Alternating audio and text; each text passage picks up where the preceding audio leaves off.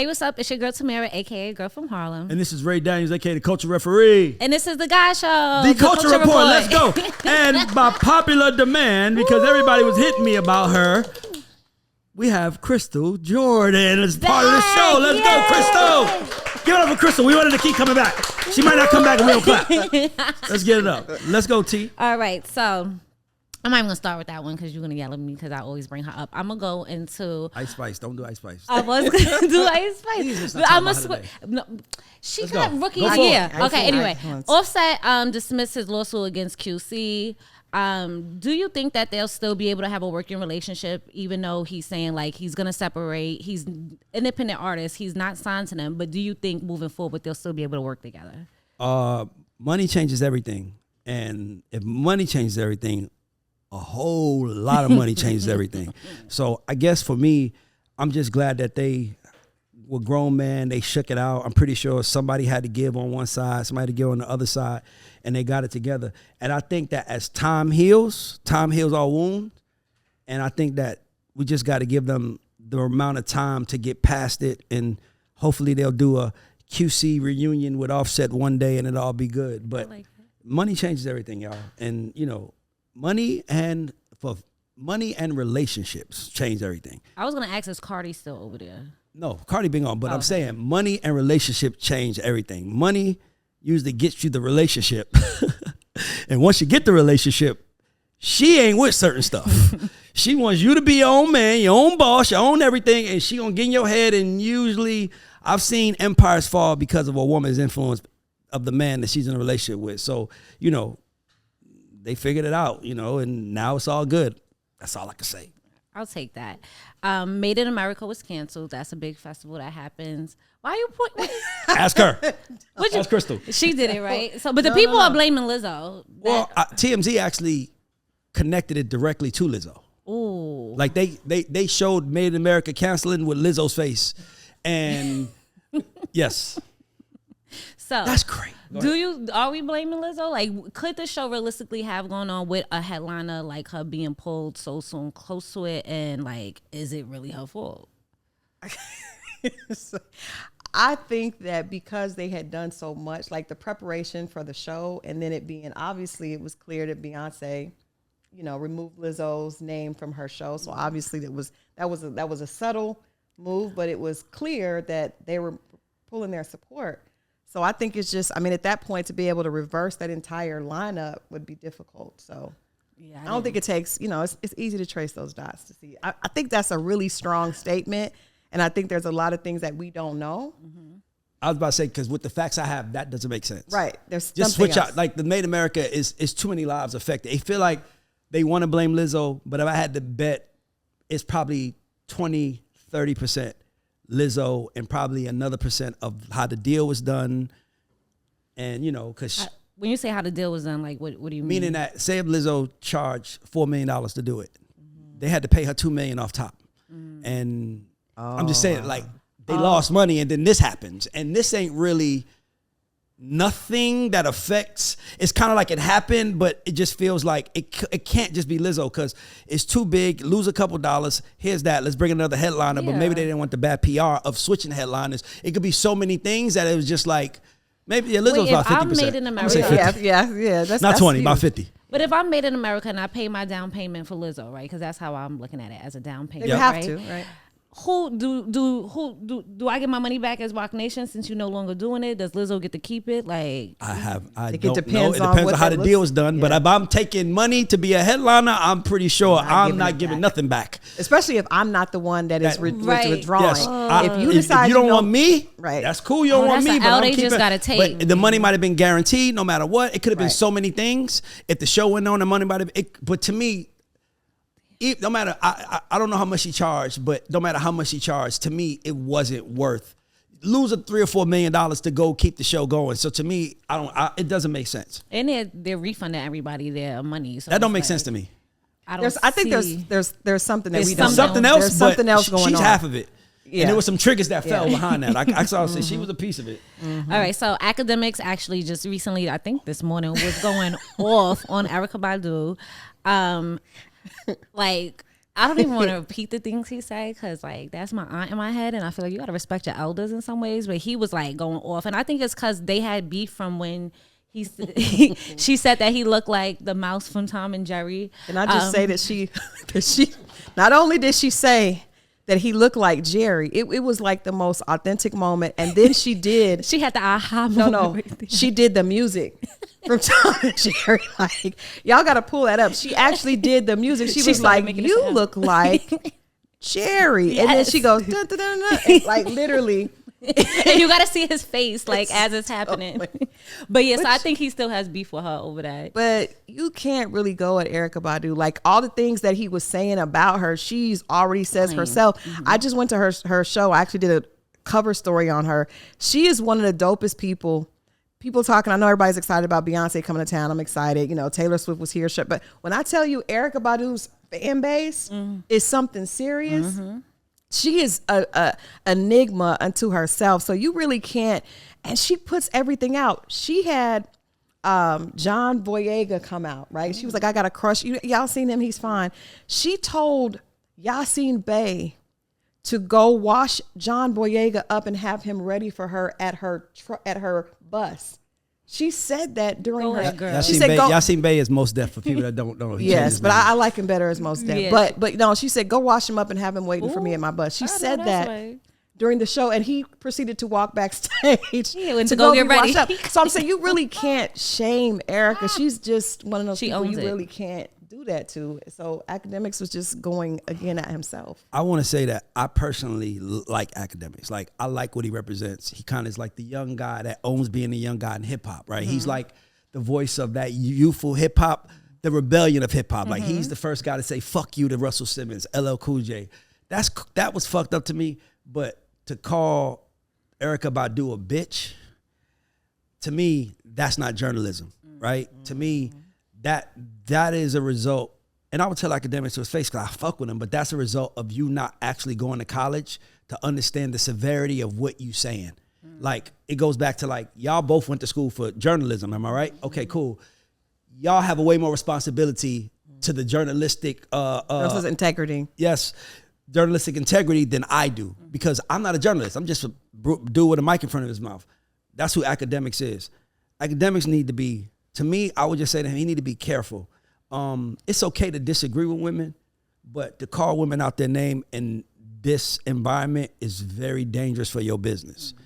Like, no disrespect, but when Kanye did what he did, it was like they showed you. And I have a feeling after this Erykah Badu moment, that black women are gonna show him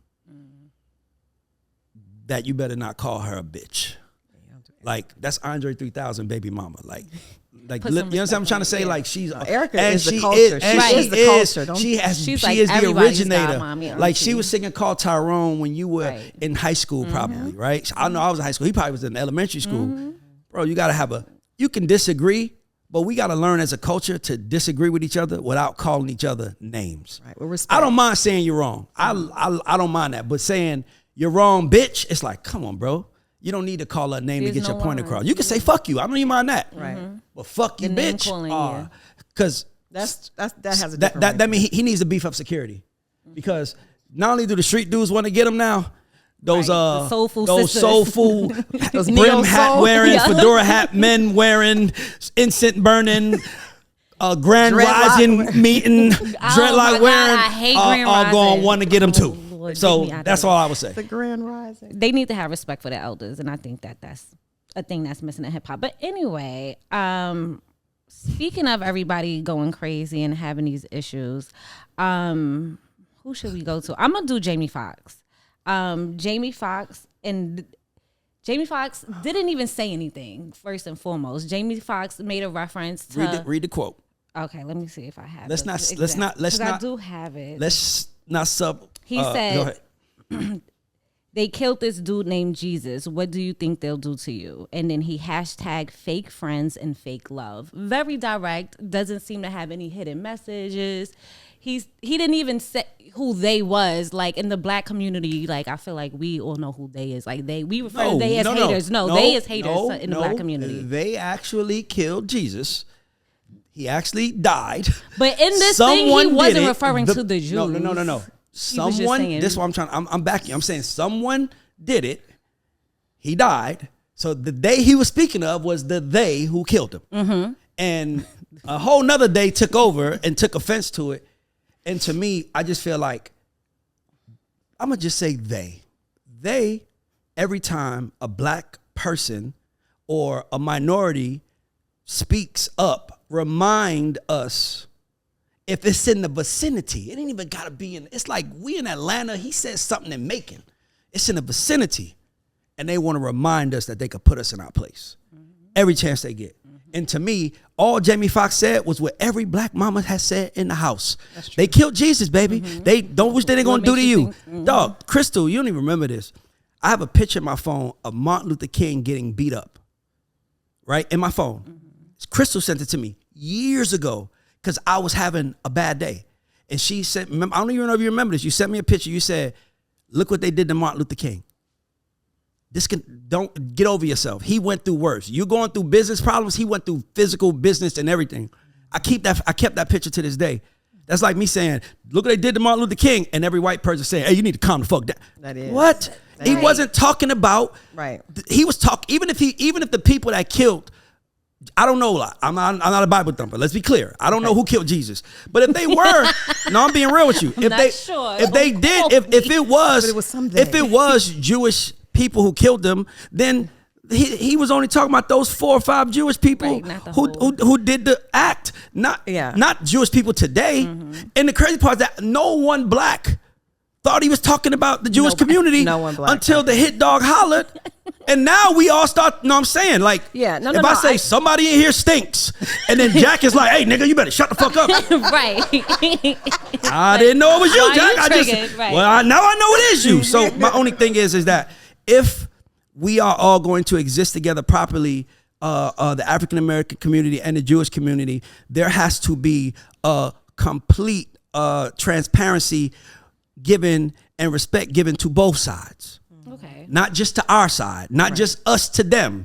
It has to be them to us. And if we saw that happen, none of us would have a problem with it. But to see the least most problematic black man ever in Hollywood, literally dates white people. I don't know. Just recovered. Yes. Right. Hold on. Here's another thing. I don't know one person that has not been to Jamie Foxx's house. This man opens his house every year to everybody. Do you know Ed Sheeran lived with Jamie Foxx? No, Ed Sheeran lived with Jamie Foxx because Jamie Foxx, he came to Hollywood with a dream, and he has this huge compound, and he has Rock City, one of their friends who's a screenwriter, moved to LA and lives with Jamie Foxx. Oh, wow. He opens his door to every race, creed, color, nation of dreamers and allows them to live in his house. And you found a problem with him to put him in his place. Now, if Boosie said it, every black person in America might be like, cool. Boosie says a lot of crazy stuff. But Jamie Foxx, it just was taken out of just came, we was just praying for. But I do think I want to say 2 things. First, they are equally aggressive. Can't watch my words. They are passionate about their reputation. Okay, we'll do passion. Because you remember when the Passion of the Christ movie, I mean, my mentor is Jewish, right? And she had to explain to me, because I was like, what is happening? Why are you so angry? What is going on? And so she educated me about what was going on. What I think that I agree with everything Ray said, but I think that as African Americans, we should take a note out of their book, because they guard their brand and their reputation in a total different way. Imagine if if when someone says something negative about us, Jesse Jackson and Al Sharpton step up and say, you ain't saying that, and I speak for the entire community, and we are not supporting you. Right. We ain't spending money with you. Take the money. When they gave Kanye his money, give the money back. We don't need your money. Like, that's powerful. And I think you have to respect people respect who demands respect.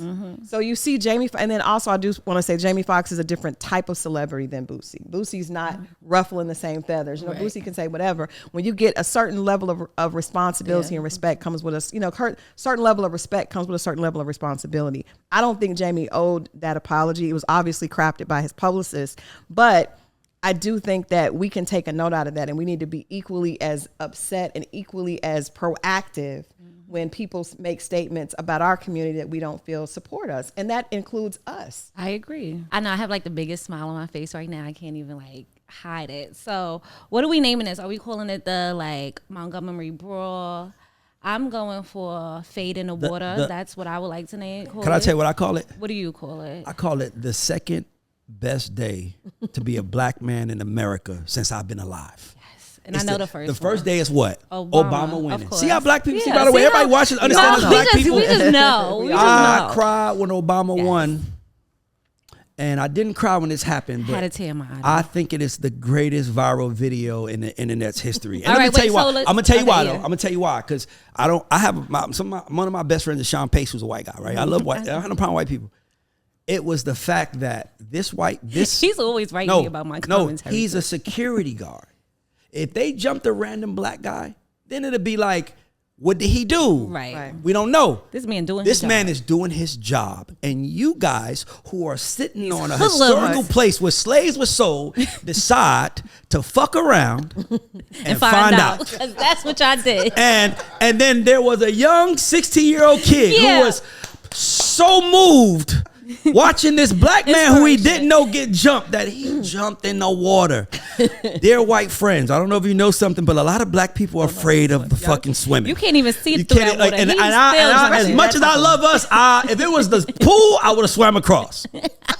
Listen, you can't pay me money to swim in water I can't see into. He jumped in this water, swam like Michael Phelps. To fight with this black man. You know how good your adrenaline got to be to swim to a fight? To fight. And then he got out the water. And still and fought. And then it was a little white chair that said, I want to be a part of this moment too. History. Pick me up and use me. I'm not hard, guys. I don't hurt as bad as a fist.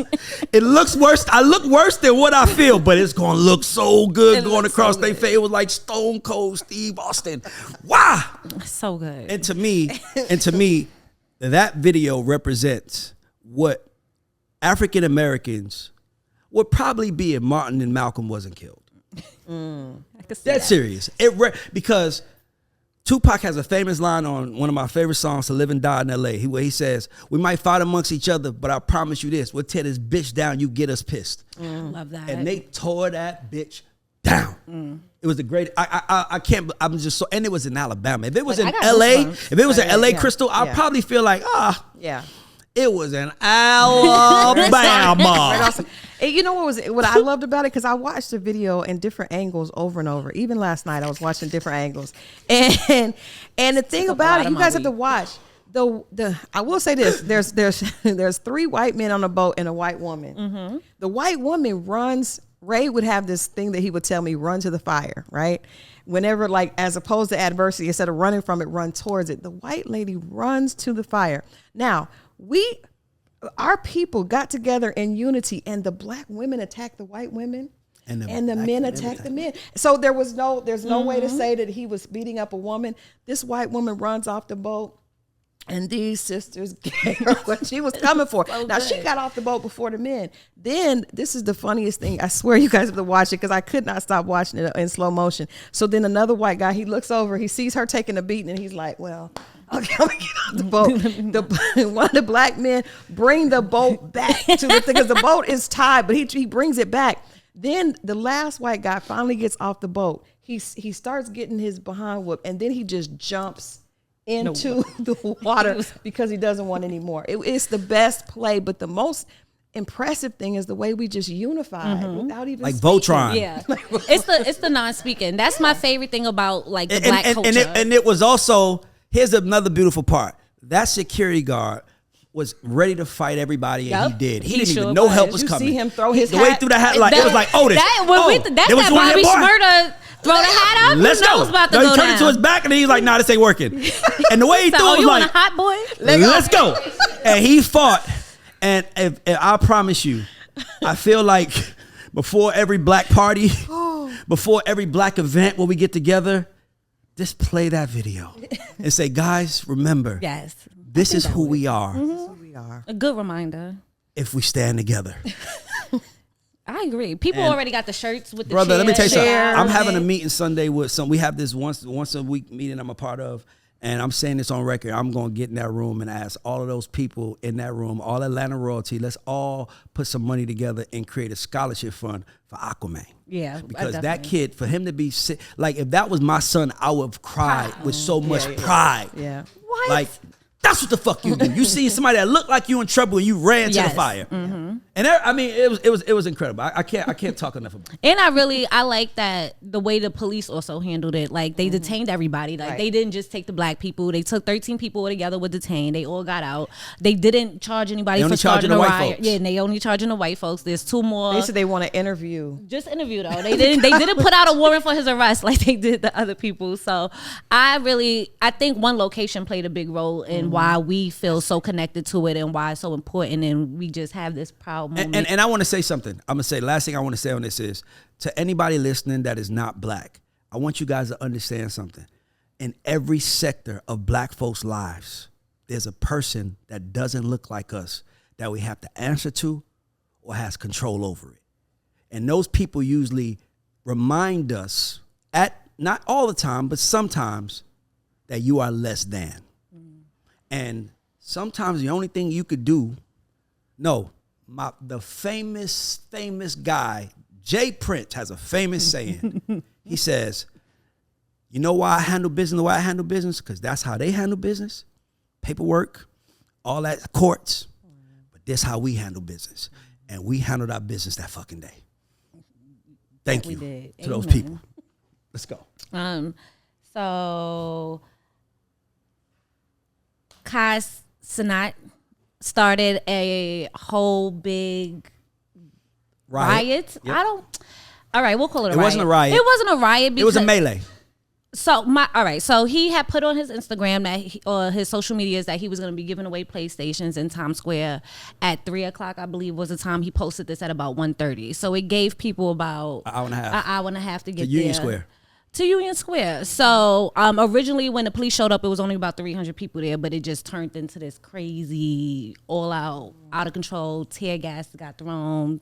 It turned into a riot. So my question is, what type of responsibility do artists have to their fans when they try to do something like that? So if you're a mother and your child says, hey, one of my favorite artists are going to be in Times Square today and I want to go down and get a PlayStation, and then next thing you know, your child is being trampled, do you now lose trust as a parent to let your child even go to events like this? Like, how is this going to affect him and his fan base in the long run? Well, I would say this. I think that every artist can learn from these influencers. What Kai did was show you how powerful he is. Yes. Now, he's not selling anything, but imagine if that was a new rapper coming up. Imagine if Ice Spice did that. Those are the types of moments that make artists look like icons. Seeing a riot in sight because you were there are moments that change the entire perception of you. How many artists right now are not taking advantage of the opportunities to cause confusion and make a riot if they wanted to? Like pandemonium is the word I'm looking for. How many artists can afford to make that, who can make pandemonium but don't do it? Like pandemonium is what changes us. Remember, for people that don't know, remember how you back in the early 2000s and late 90s, you know how you knew an artist was the shit? But how many people showed up to Times Square when you was performing on TRL? Oh yeah. How many people With were the outside the signs and line? everything? How many people were outside the Good line time. when you was on 106 and Park? That was how we gauged. Not how many followers you had. How many people will move because you are there? Actually get up out of their seats. No, that's the original fan. The followers now has replaced the fans. And now we look at somebody's following and say they have fans.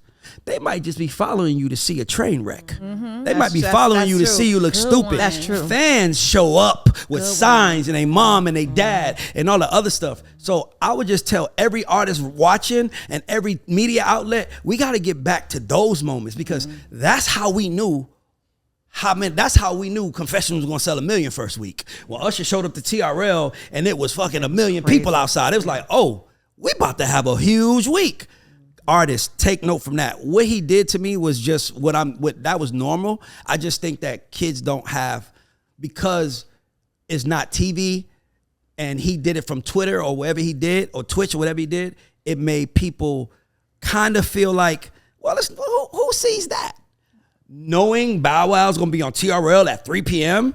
and he's gonna look out that window. He's not even gonna come and hang with y'all. He just gonna look out the window and wave, and you got 1,000 people out there. That's power. We need to start getting back to artists showing the audience the power of their influence and their celebrity. I wonder if kids have that fan moment like we used to have with Bow Wow. Like, do they still even look at artists like that? Like, I cried when I didn't get Bow Wow CD the first day it came out. Like, I cursed my mother out. Like, Bow Wow's gonna know I didn't get his CD. Like, I had a heart attack. Like, I never cursed do people even about nothing. You cursed her well, I didn't really curse her you out. cursed your black I didn't really mama curse her out, but I really I remember panicking and like thinking, I never expressed disdain to Lorraine.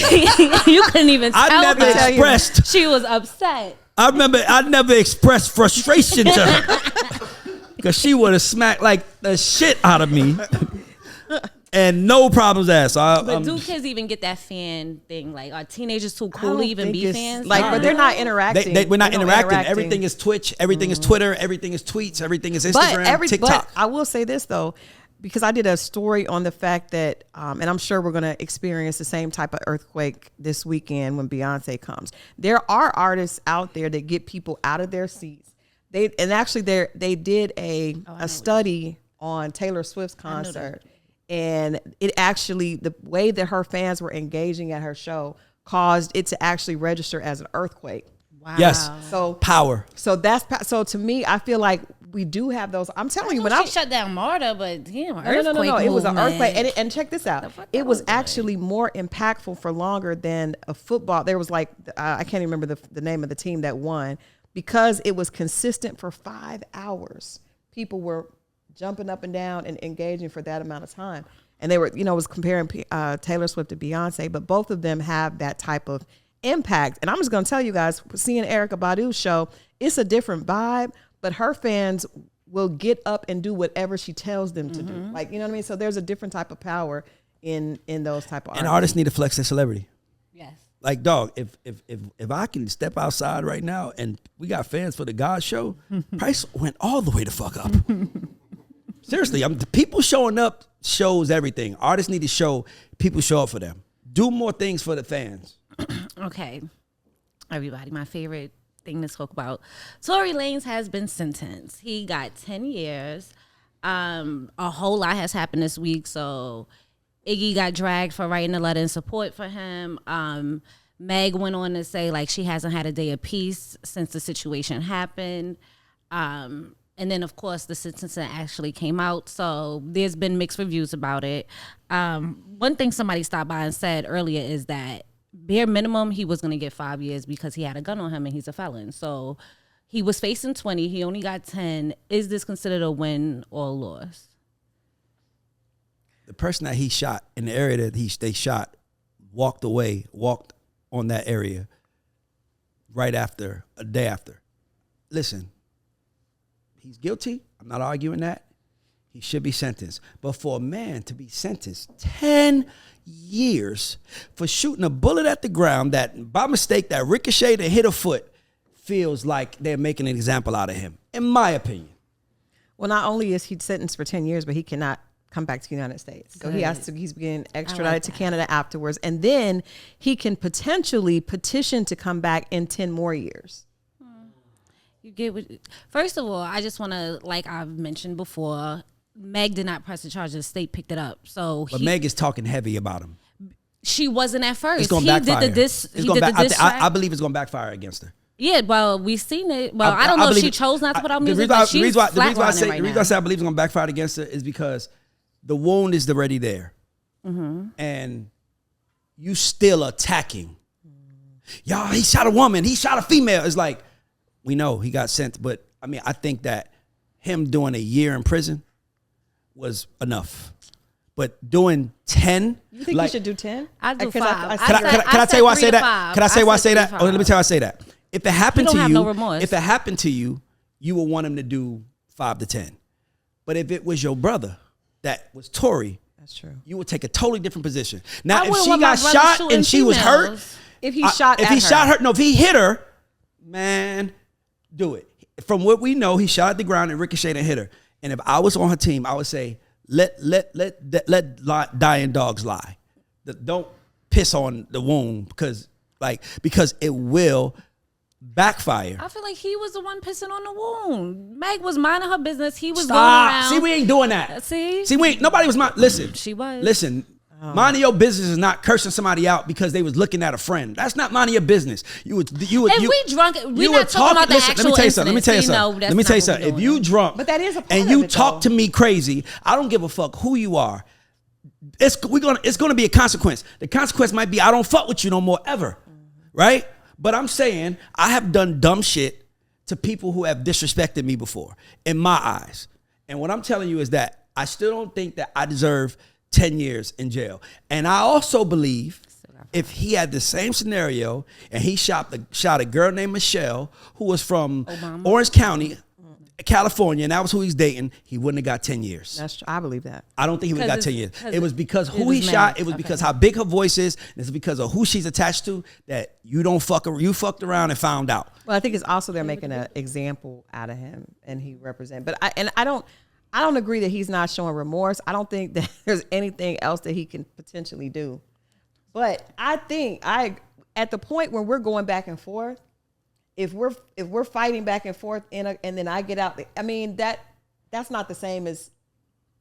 Hey, I'm gonna kill you if you don't do what I tell you to do. Yeah. Hey, and listen, let me tell you another thing. See, this is the thing. I hear you. Dance, bitch, dance. I hear you. But this is what I'm saying. Well, he felt comfortable enough to do that. They were both drunk. Tamira, have you ever done something drunk? Stupid? I can think of all the time for being drunk and dumb. Okay then. So guess what? What happens? But I got to deal with the consequences. But are you saying that it's different? Do you think it's different when a woman gets drunk and when a man gets drunk? Because when a woman gets drunk, a lot of times women and we don't know. I mean, I did hear some information from the court, but if a woman hits a man when she's drunk, and then a man hits her back, they're both inebriated. So is he the only one that's wrong? Listen, I'm all about answer the question. You hit them back. Answer the question. Don't. It's your turn. I Answer don't think you should hit men. I don't think females should hit men. But she just said a scenario. Answer herself in the scenario. Everybody's wrong because everybody putting their hands on. Don't put hands on people if you think you're not going to get the hands returned. Exactly. Yeah. So we don't know what was said, what was done. There was obviously a fight. We do know that there was a fight. Little man was scared. That's what we doing. That's wild. That's wild. That's wild. By the way, short shaming is a thing. Short shaming is something that we should address as men. I'm 5'1". So how you gonna call him little man then? No. He's the same height as me. That's my It's twin. okay to be short as a girl. Shaming. It's okay to be short as a girl. I just want to point out that it was hilarious that his hair doctor tried to say that he was trying to help other people. That's just hilarious to me that they tried that PR spin. I wish his legal team would have just let that lie. That was a lot. They tried to hit it every way. Okay. So I want to move on to the music question of the week. If an artist is on a label and they put out an album that doesn't do well, what makes a label keep trying to push that artist? Like, what makes them say, you know what, we'll stick with you and let you work. Why didn't it do well? That's a good question. Why didn't it do well? That's the question. Why didn't it do well? Was it timing? Did it drop the same week as somebody else who was bigger and they outsold us? Was the song not right? I remember putting out an album that it's funny because a lot of the label's problems come from data guys. I remember dropping an album, a particular album I was associated with, and the data guys told us it's gonna do about 70 or 80,000. And I remember sitting in the room saying, "Shit, I don't know, but I don't think so, but shit, you the data guys. What the fuck do I know?" And the album wound up doing way less. And nobody got fired. Trouble? Okay, nobody. Because the data guys was like, well, that's what the data told us. That's why. So I'm just saying, it's a lot of reasons why albums fail. Sometimes it's too early. Sometimes it's just too late. Sometimes it's not the right time. It's all about momentum. Can I ask you a question, Ray? What if the artist, their celebrity is bigger than the actual, like their star is big, but the music is not great. I was just somebody just asked me this about an artist. They're like, that person's big. No, it wasn't. But that person is big. I didn't say that. But the music is not ever, it's not really giving what their celebrity gives. No connectivity. Artists don't have no connectivity. They think, I wrote something, I said, artists think that the older artists think that they're selling music. The younger artists the older artists think they're selling music, so they don't focus on the story. The younger artists think they're only selling lifestyle, and so they don't focus on the music, and everybody is lost. And the reason why is because artists think, I just need a hit. And in today's market, we have access to too much information for you to just give us a song without a reason behind it. So there are artists whose celebrity is up here and they sell down here. I mean, not being funny, but I think Coyle Ray is a huge celebrity that sold 10. But I also think that it was too early for her to come out. It was like, don't confuse followers with fans. Chloe was like that, right? Yeah, Chloe, same thing with Chloe. Don't confuse followers with fans. Fans are active. Fans is a verb. Followers is just a noun. We're just people, place, a thing. We're just following. How many people do you follow that you probably don't even know their name? You just might follow them because I don't know how many pages I follow where I don't like. Oh yeah, I follow you. What's your name again? Like, but when you look at the demographics of why, because a lot of times with PR we look at like, why is that person popular? Why are people following them? A lot of time if it's a pretty girl, people are following because she's fine. That doesn't mean they're going to buy what she's selling, right? If it's a dude, I mean, people may be watching, other guys may be watching to see what he's doing, but that doesn't mean that you're going to be able to have a call to action that works. And so I think those are a great artists. Chloe, I think, is dope, but I think that a lot of people that are following her, it's more about her persona than maybe her music. No, let me say another thing it is. A lot of these artists, you know why a lot of these artists are failing? I can tell you why. Because money. Because people are paying to see you. Promoters are paying you to have people come to see you. Mm-hmm. Promoters are also paying rappers' girlfriends too, by the way. Right. That don't mean that we want to hit an album. Right. So I think a lot of these artists are seeing how much money they're making. Man, I'm getting $80,000 a show. Mm-hmm. Of course I'm going to sell albums. Nah, bro, it's just you a celebrity and hype. Promoters are taking advantage of your hype and people want to party with the right people and that's there. But that doesn't mean I'm going to buy your album. That doesn't mean I want to hear your music. How many artists, like, I know who NBA Youngboy is. We all do, right? Mm-hmm. Can you give me one of his songs? Can you? You see what I'm trying to say? Like, I probably know 2 or 3. How many? But he's huge, right? He's huge musically. Big. He's huge musically to a different audience that is concerned about how many kids he has, how many babies he's making, how much trouble he's getting in. We know that information. We know because we are adults in the world. We just like, oh, damn, he's in trouble. Damn, that's 9 kids, man. Somebody got to talk to him. That's how we looking at it. My son don't care about how many kids he got. He doesn't understand the repercussions of how many kids he got. He just likes the music. Mm-hmm. So everything is compartmentalized now. So just because you're a celebrity doesn't mean people are going to buy your album. Just because you got 5 million fans don't mean you can get 5 million people to stream your music. It doesn't work like that. People will stream your music if you activate them, but you got to give them a reason to be activated. And that's not saying, here's artwork or a clip from my video and saying, drops Friday, go check it out. Right. Dog, we got 500 people we follow and saying the same fucking thing. Mm-hmm. Why are we going to listen to your song? Give me a reason. Mm-hmm. Something. Anything. I like that. So should managers invest their personal finances into the artist? Hell no. Managers should never spend money. No, so what? Managers shouldn't spend money. Let me ask you a question. I'm gonna make it real simple. If I ask you to come be a manager of my studio, mm-hmm. but I need you to give me $5,000 to put into it, do you want to do that? But I thought that you gotta learn to answer questions. Do you want to do that? Yes or no? No. Exactly. Why don't you want to do that? Because you asked me to manage this. Now, if you said come be my partner in the studio, give me $5,000, way different. I'm a partner. I can't get married. I can't get fired. But if I'm a manager, managers to pay for like studio time and stuff like that. Managers don't pay for studio time. They don't pay for nothing. Managers manage. My job is to manage your business. To navigate your business and get a percentage of that. My job is not to invest in your business. Then I'm an investor and a manager. It's different. Do some people choose to do that? Yeah, and They those have a people piece and of those the people get burnt. Because that's what the arguments are usually when the managers separate from the artist. They be like, I invested all this money in you. I paid this. Well, So let's be clear. Just because I didn't give you money don't mean I didn't invest. Yeah, okay. Because there's a such thing as time that you can't get back. I've lost hundreds of thousands of dollars investing in artists. I never was mad at how much money I lost. That was also investing in me learning a business. I was mad about the time I lost. I actually missed my daughter being born because I was in New York putting energy into an artist that I don't even work with no more. I was not there for my daughter's birth. But instead of me being mad at the artist, I wasn't there for y'all. I was there for me because that was my business also. It's just, fuck y'all. Y'all don't realize what I list for y'all. Like, this is still your dream, so it's that. Okay, so I want to go on to, we're going to call Black it American parents. Black parents. No, you can ask a black mom and black dad. So that's why it's not she's black a mom, dad. We're and going to dad. do black parents. Okay, so you might know a little bit more about this because you know some new stuff. So kids and vaping, like vaping is a new thing amongst kids, but it's getting lower. I thought it was like a teenage thing, but they're confiscating vapes from kids in elementary school. So recently there was a picture that went viral of a teacher collecting vapes from her classroom, and it was like a bag full of vapes.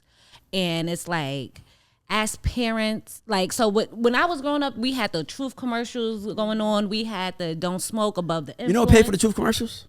Cigarette companies. Cigarette companies had to legally. Oh, right, because they had to because they was sued exactly. So they had to pay for it. They Yep. still do. They still have to cigarette companies are the only company that has to warn you about them before you get in business with them. Yeah. That has to pay, not a warning sign, but they have to actually spend money to remind you that what they sell is bad. Oh, I thought you meant, so aside from the warning label, they have to do something. They have to campaign against. More people have died from cigarette cancer. Like cigarettes have killed more people than any other drug.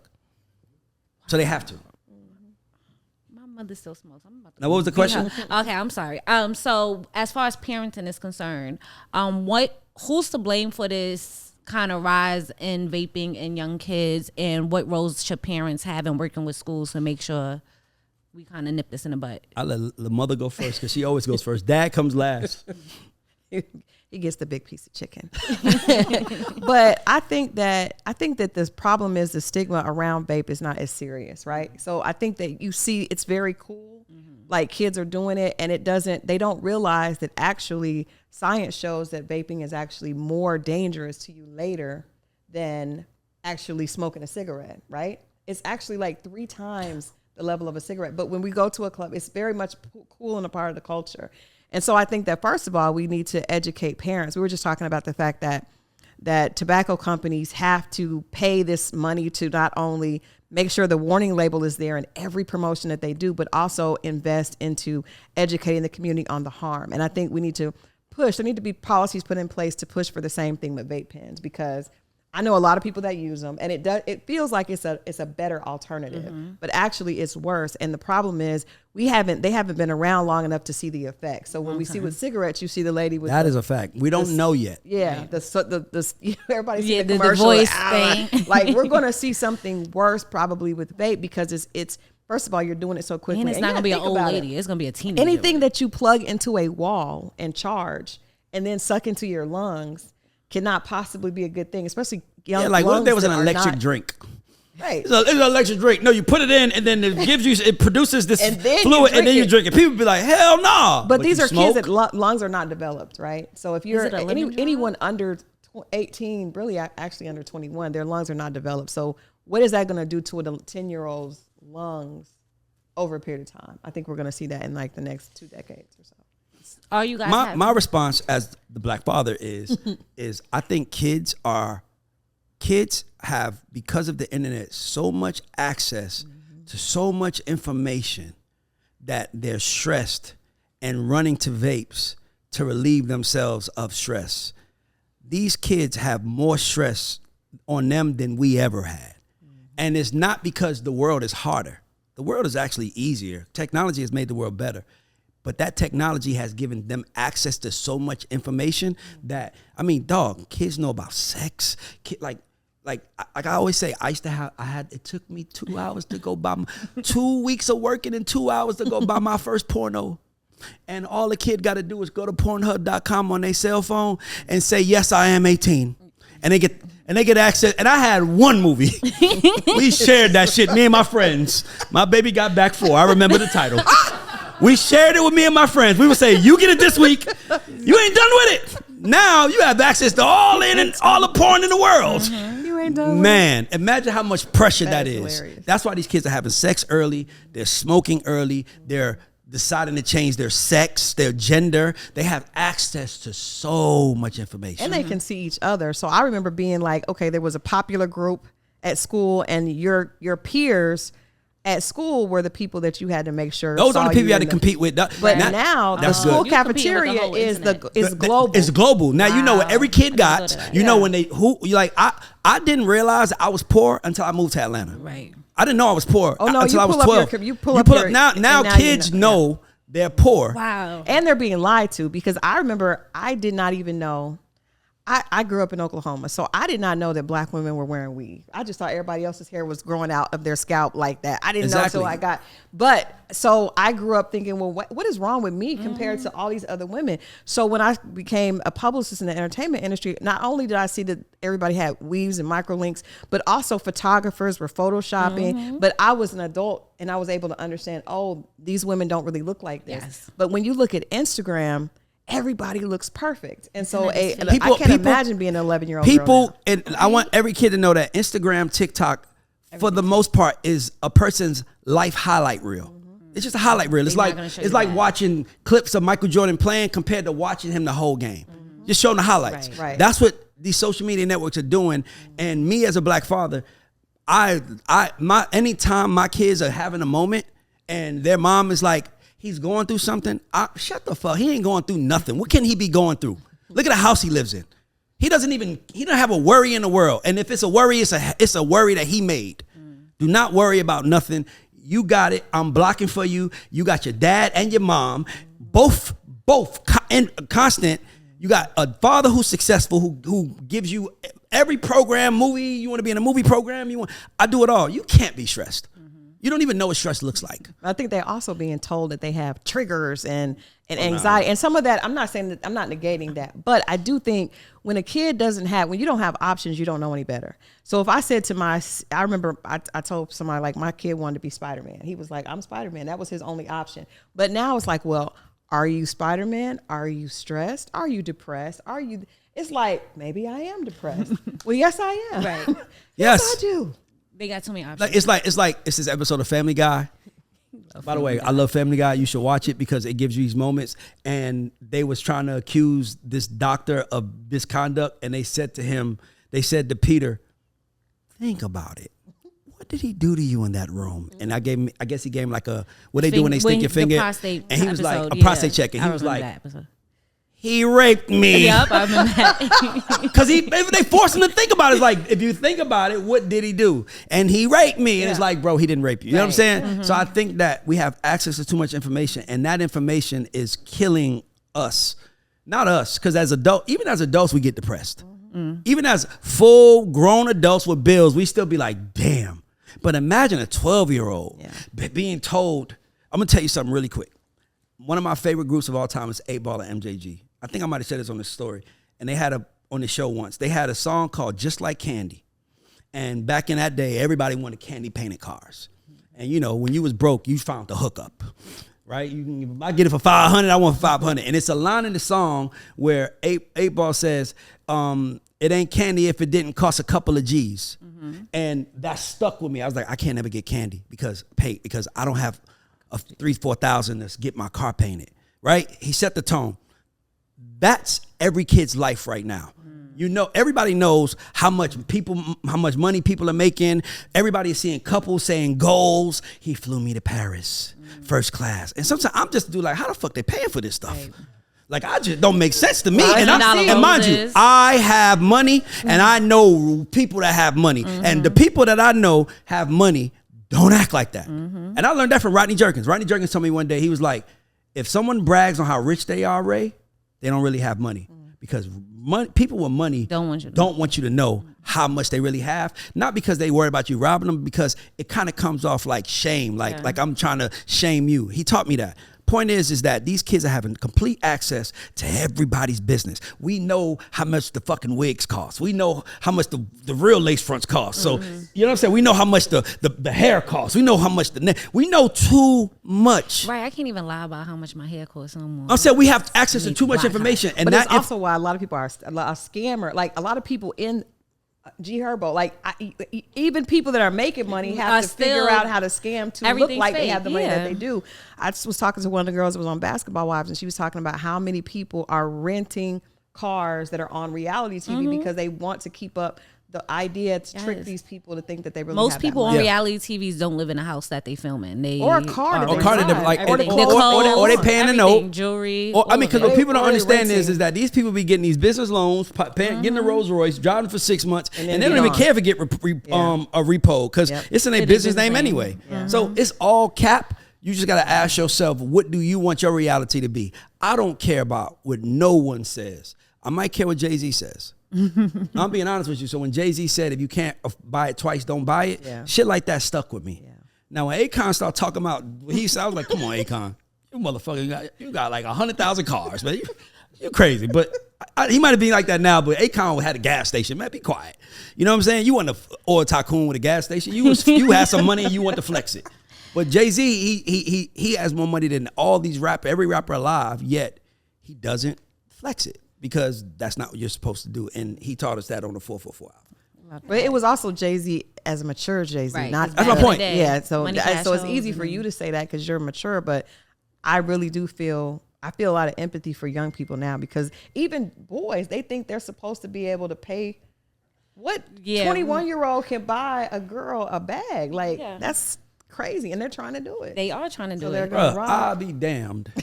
If I put my daughter wears Barbie sneakers and Mickey Mouse. Oh wait, this actually goes to my next question. So, I put it in. I said, "What if little Raymond?" But what's your son's? Because how old is your son? Stone is grown though. What kind of adult? He's 25. 20. Yeah. Okay, so this actually works perfectly for him. So actually, we could use Stone. But either one of them, your son comes home, right? I got. What if little Raymond came home with a female that was 5 years older than him, with 3 kids and 2 baby daddies? My son wouldn't. What advice would you give him? So I'm hitting to the Little Meech and Summer Walker situation. No. If it was Summer Walker, I might say, hey, don't play with it if you ain't trying to be real with it because she got kids and she is a star and it feels fun. But if you going to play with her, let her know that. But if you're not going to play with her, then don't play with her. Because she said he here's the pursued difference, her for 2 years. Summer Walker has enough money and resources to take care of her kids without a man. That's why it's different. Got to talk is different. But my question was, what advice would you have? Well, My you son said that you would have. Would Stone bring that home? No. Listen, let me tell you something. No, we're not doing let me tell you something. It's a famous. It's because of Meech father's No. in jail? No. Listen. No, it's because it's not. It has nothing to do with that. I hadn't even got to that point yet. No. Listen. Why would I want my? I mean, this is what we have to, as women, we have to be conscious of. A man has a right to have preferences just like a woman does. Mm-hmm. As my son's mother or my brother's sister, I don't want him to have to, even my guys that are friends, I'm very protective of them because that's whose back I have, right? So if a woman has responsibility, now if he's in love with her, I would still tell my son, no, that's not what we're doing. Because he's 25 years old and he's a professor, and so he's successful. He doesn't need to do that. He can start, why would you do that? And just like I would tell my daughter, she shouldn't be with a man. She don't play with her daughter. That has 3 children. Stone has a much better chance of fucking up than Chanel does. I just want to say this. She don't play with her daughter. I don't play with my daughter either, but she don't play. Good. But let me tell you it's this famous line from A Different World where Dwayne Wayne and Whitley was talking. And Dwayne Wayne says to Whitley, what kind of husband do you want, Whitley? Yeah, I love this. Whitley says, what kind do you think? Dwayne says rich. She then says, I would like a man who's educated, enterprising, and ambitious. So you wouldn't mind if he was poor? And she said, that type of man is never be poor. poor. So when you ask me a question about what kind of my son doing certain things, that's not going to happen because he's not being raised to do that. Like, I don't even worry about that. When my son misbehaves and treats a human, one of his friends bad, like, being a little boy, like maybe his little cousin was acting soft and he punched him, and I will punch. You cannot be that way. You cannot be that way because of who your father is. Every time you be that way, they're going to think, I allow that shit. And I work too fucking hard for you to take my reputation down. My son ain't going to play with me. My kids ain't going to play with me at all. And I know hers are going to play with her. Because when you hear her talking about older men with Chanel, she is almost shaming Chanel. If you bring her, how many years can she go up? 5? She could go up. What is she now? She could go up. I would say 4 or 5. Obviously, I know it's 5. I never asked not my 8. mom that. Not 8. But the thing about it is, I was very involved with my kids growing up. So my daughter, she looks at men that are my age as my mom's friends, not men that she should be getting money from and sleeping with. I think that's weird. Access is important. That's why people like us got to talk, because some of these, there are kids right now who don't have great examples in their house for whatever reason. And if they don't have voices like this out there, they're not going to know. Like, I did not know. I'm telling you, I did not know that black people lived the way they live without selling drugs until I moved to Atlanta, Georgia. And I saw mother and fathers in houses, lawns. Like, damn, I didn't even know that was possible. That was the first time I was like, damn, I could probably be somebody.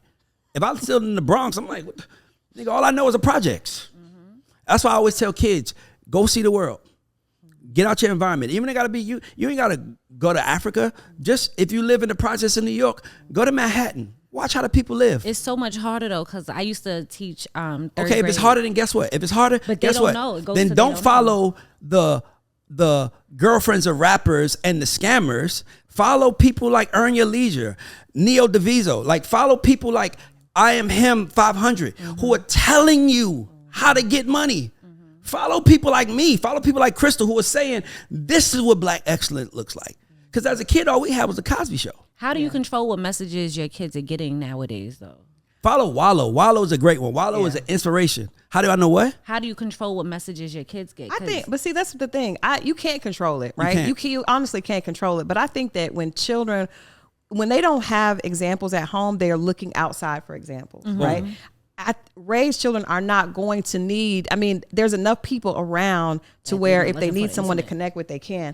One of my best friends, my daughter, you know, her car was in the shop, and so she was down. One of my best girlfriends that she thinks the way I do. That's how my tribe is. She went and picked my daughter up, and she was like, I need to spend some auntie time with her. So even though she has access to everything, and she's not a child, but it's still like, the people around you have the most influence at the end of the day. Yeah. You know what I mean? Your family. Way Now, when more. you don't have that, then you're going to look outside of that. But I think when you provide that, then there's a balance, because the problem is not the information, it's the fact that there's not balance. And the problem is also that there's not an influence in your life that rises above all.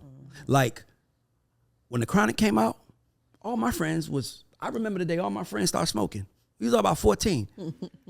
Nigga, if I smoke weed, nigga, hey, I feel y'all. But y'all mom ain't like mine. Y'all mom might catch y'all, and, you know, my mom will catch me and purposely embarrass me. She will embarrass me. My mom told me, I want to catch you with your friends. I don't want you in the house. I want to catch you with them so I can fuck you up in front of them. Outside, in front of That was everybody. Lorraine. In the So corner store. I'll never forget. I was so ironic. I was thinking about this last night. Never forget. The first time all my friends smoked, it was dumb, by the way. We don't have access to this information. But I remember one of my friends, Reese, was like, yo, all weed is trees, right? So No, y'all did not. nigga jumped No, up, y'all took did some not. leaves from the tree, No. crumbled it up, knew this would rolled it up in a piece of paper, and they smoked it. I love And it. I remember they was like, yeah, let's do this. And I remember I was thinking like, in my head, how I'm gonna get out of this? And then it was 1 went, 2 went, and then they went to the one before me, which is Boo Man. And I'll never forget, Boo Man did. And I was like, Up. no, I'm not doing that. I got asthma. I wasn't doing it anyway, but he just gave me an easy out. Because we was walking from the bus stop, and my mother, everybody had to get to our apartment complex on Godby Road. You had to ride down that hill. And the last thing I wanted to see was that red station wagon Subaru coming. Because she wasn't the type of mom that would stop either. She wasn't the type of mom that would stop and be like, y'all want to get a ride down? Because it was like a half a mile walk. She would ride by, but she'll stop by and make sure I see her. What y'all doing? All right, cool. And then keep it going. That shit kept me flying straight. Kids need to be scared of their parents. I agree. I don't care. I don't care what nobody say. I'm just picturing her keeping on moving. Kids need. I stopped being scared of my mom when I was like 27. I am still scared of my mom. Kids need to be afraid. Listen, kids need to be afraid of their parents. If parents whipped their children's butt,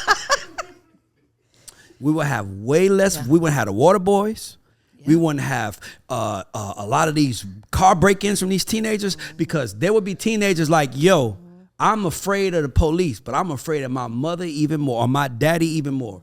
And that's how you know. So I wish you would have an OnlyFans page. If my daughter had an OnlyFans page today, I would bust. I never worked in the clubs because I was scared to embarrass my mother with wearing like the leotards. I was like, my mother didn't pay for me to go to college to be outside wearing leotards. Like, I'm not going nowhere near that. Like, no. Kids need to be scared of parents. Listen, the best kids are the kids. My mother give me the look. Who parents don't play. You gotta say that. That's true. The best kids are when you start treating when you try to treat your kids like they your friends. They gonna act like your friends. I love my kids. I hug them, I kiss them, I talk to them every day. But they know what little Raymond does. Miyoki, she's still not afraid of me. Miyoki thinks she's Miyoki don't give a fuck. The queen of the world. But that's because she's a girl and I won't hit her. Her mother, I might tap her, but her mother, the disciplinary for her. But little Raymond knows. He knows if my dad give me that look, it's some shit, and I don't want no shit with my dad, because it's the fact that I'm so nice, and when I turn from like nice father to like that voice makes him cry. Yeah, that voice scares him, and I don't never want to lose that, because there are gonna be peer pressure moments where, and especially because you're my son, where your friends are like, man, you should do especially you not. Right. Tell you right now. But let me tell you something. I'll never forget this. I saw one of my friends live chat. I'm not gonna say his name. We was in the car. I never forget. We was riding down Gabi. We was listening to fucking, and I was with the shits, by the way. Let's be clear. I was always the friend that was there, but I'm not gonna do. Ready to look out, driver. No. I was there. Shit. So we riding, and he playing Master P. 1, 2 niggas getting high in my Cadillac, and I remember licking.